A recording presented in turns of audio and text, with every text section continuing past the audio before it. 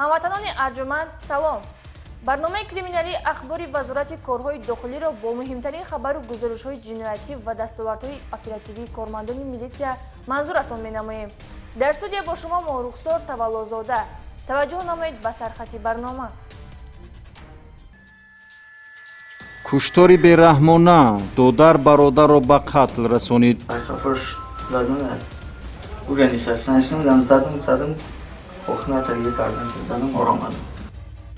гурӯҳи муташаккили ҷиноятие ки дар содир кардани ҷиноятҳои махсусан вазнин гумонбар мебошанд боздошт гардиданд. се ҳолати дуздии воситаҳои нақлиёт дар пойтахт.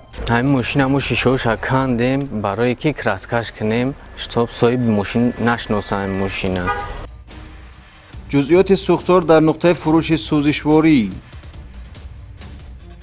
кирдорҳои бадахлоқонаи як нафар сеҳргар бо истифода аз боварии динӣ. ин ва дигар хабару гузоришҳо дар нашри навбатии барномаи ахбори вазорати корҳои дохилӣ.